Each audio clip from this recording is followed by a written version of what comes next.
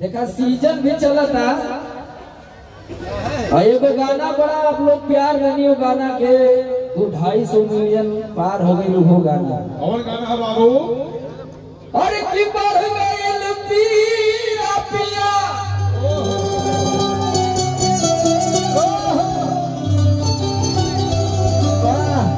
हो की बढ़ गई पीरा पिया सच कहता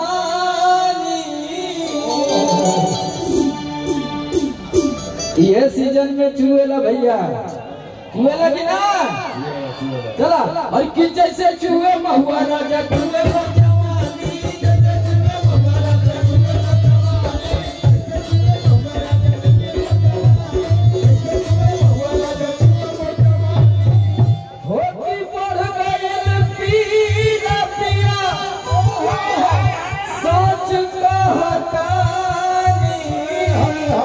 देखिए हमारे आदरणीय गुरु जी मारकंडे महादेव से आप लोग का आगमन हुआ।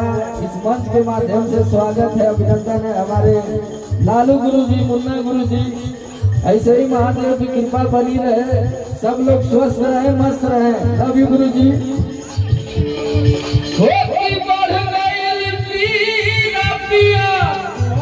थोड़ा थोड़ा पीछे हो जाओ, वो लाइट ना मिलता।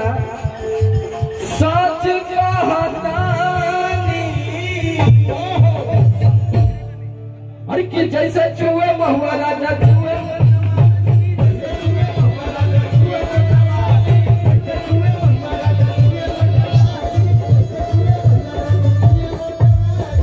राजा भैया में लेकिन कुछ हरकत है। अरे कि चूहे मर जवानी राजा चूहे मर जवानी राजा चूहे मर जवानी मिला जाते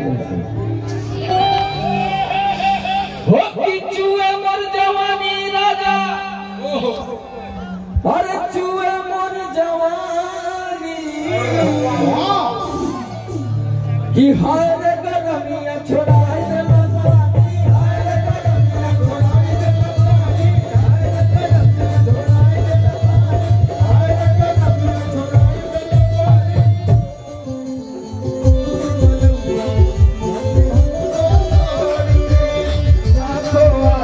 मर जाते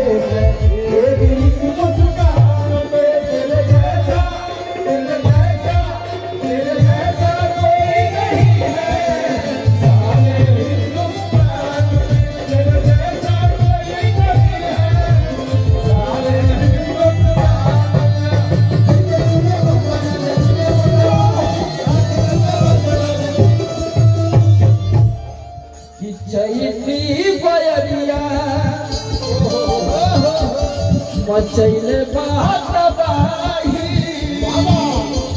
लस लस देह पर आवेला जमाई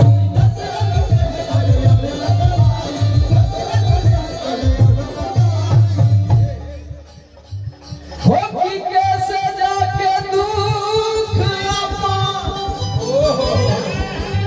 ये राजू हम बखानी क्या बात है कैसे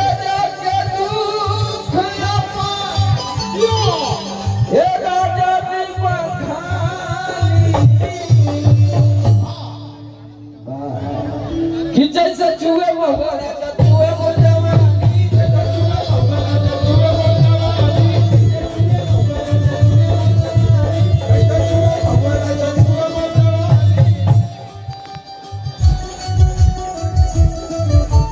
चूहे मोर जवानी राजा चूहे मोर जवानी राजा चूहे मोर जवानी।